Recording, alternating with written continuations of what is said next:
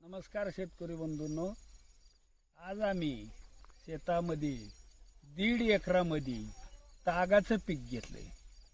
एकरी 30 kilo B लागतं आणि 45 दिवसात ते गाडायला येतं. फ्लोऱ्यात आलं की गाडायचे. ह्याच्यापासून आपल्याला बरेचसे फायदे मिळतात. तर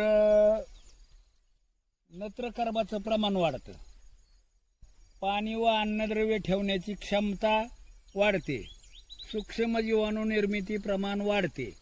1 टन हिरवळीचं खत 2.5 ते 3 टन शेणखताची बरोबरी करते. अशा प्रकारे यापासून हिरवळीचं खत 1 नंबर होतं. आता ही रोटऱ्याला आलंय. आता आल्यानंतर आम्ही ते जमिनीत गाडल्यानंतर ह्याच्यात ऊसाची लागण करणार आहे.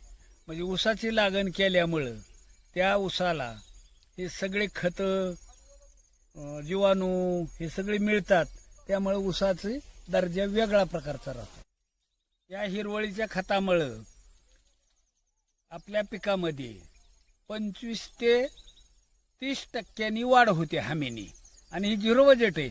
एवढं काय लय महागाचं नाही, काय नाही. ह्याला कुठली तागाला खतं टाकावं लागतात, काय नाही, असं काही सुद्धा. आणि हे तागाचे फायदे काय? तुमच्या शेतामध्ये जे इतर तण उगवतं ते तण नष्ट होतं, ते उगवत नाही. आणि हे ताग रोटरतानी जरी कुठं उगवलेलं असलं तर त्याचा भुगा होतो. हे तागाचे फायदे आहेत. धन्यवाद.